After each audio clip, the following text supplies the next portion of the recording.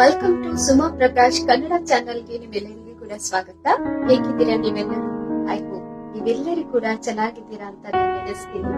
ನಾನು ಕೂಡ ಚೆನ್ನಾಗಿದ್ದೀನಿ. ನಾನು ಇವಾಗ ನನ್ನ ಕನ್ನಡ ಬ್ಲಾಗ್ ನಾನು ಸ್ಟಾರ್ಟ್ ಮಾಡ್ತಾ ಇದ್ದೀನಿ.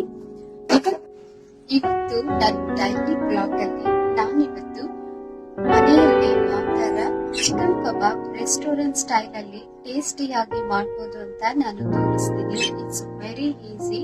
ತುಂಬಾ ಕಮ್ಮಿ ಐಟಮ್ಸ್ ನಾವು ಇಂಗ್ರೀಡಿಯೆಂಟ್ಸ್ ನ ಯೂಸ್ ಮಾಡಿ ಮನೆಯಲ್ಲಿ ಎಷ್ಟು ಟೇಸ್ಟಿ ಆಗಿರುವಂತ ಅತಿ ಸುಲಭ ಕಡಿಮೆ ಸಮಯದಲ್ಲಿ ಮಾಡುವಂತ ಟೇಸ್ಟಿ ಆಗಿರುವಂತ ಚಿಕನ್ ಕಬಾಬ್ ನ ನನ್ನ ವಿಡಿಯೋದಲ್ಲಿ ಇವತ್ತು ನಾನು ತೋರಿಸ್ತೀನಿ. ನೋಡಿ, ಮನೆಯಲ್ಲಿ ಟ್ರೈ ಮಾಡಿ. ಬೇಕಿರುವಂತ ಇಂಗ್ರೀಡಿಯೆಂಟ್ಸ್: ಎಗ್, ಕೊತ್ತಂಬರಿ ಸೊಪ್ಪು, ಚಿಲ್ಲಿ ಪೌಡರ್, ಶುಂಠಿ ಬೆಳ್ಳುಳ್ಳಿ paste, oil, corn flour, chicken, garam masala, chicken kebab powder 1 spoon, lemon, corn flour. ಇದು ಎಲ್ಲ ಐಟಮ್ಸ್ ನ ಒಂದು ಬೌಲ್ ಅಲ್ಲಿ ಹಾಕಿ ಚೆನ್ನಾಗಿ ರುಚಿಗೆ ತಕ್ಕಷ್ಟು ಉಪ್ಪನ್ನು ಹಾಕಿ ಮಿಕ್ಸ್ ಮಾಡಿ ಆದ್ಮೇಲೆ ಅದಕ್ಕೆ ಚಿಕನ್ ಹಾಕಿ, ನಂತರ ಚಿಕನ್ ಹಾಕ್ಮೇಲೆ ನಾವು ಒಂದು ಹಾಫ್ ಅನ್ ಅವರ್ ಅನ್ನು ಬಿಡಬೇಕು. ಆಯಿಲ್ ಅಲ್ಲಿ, ನಂತರ ಬಿಸಿಯಾದ ಆಯಿಲ್ ಅಲ್ಲಿ ಕರಿಬೇಕು.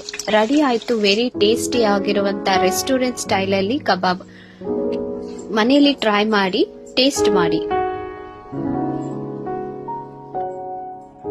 ಮನೆಯಲ್ಲಿ ಸ್ವಲ್ಪ ಡ್ರೈ ಫ್ರೂಟ್ಸ್ ಮತ್ತೆ ಚೀಸ್, ಬಟರ್ ಎಲ್ಲ ಖಾಲಿ ಆಗಿತ್ತು. ಅದಕ್ಕೆ ನಾನು ನನ್ನ ಹಸ್ಬೆಂಡ್ ಮಕ್ಕಳೆಲ್ಲ ಆಚೆ ಹೋಗಿ ಪ್ರಾರ್ಥನೆಗೆ ಸೈನ್ಸ್ ಎಕ್ಸಿಬಿಷನ್ಗೋಸ್ಕರ ಸ್ವಲ್ಪ ಥಿಂಗ್ಸ್ ಬೇಕಾಗಿತ್ತು. ಅದೆಲ್ಲ ಕೂಡ ನಾನು ಶಾಪಿಂಗ್ ಮಾಡಿದ್ದೀನಿ. ಇದರಲ್ಲಿ ನಾನು ತೋರಿಸ್ತಾ ಇದ್ದೀನಿ ವಿಡಿಯೋದಲ್ಲಿ. Butter, cake, cheese,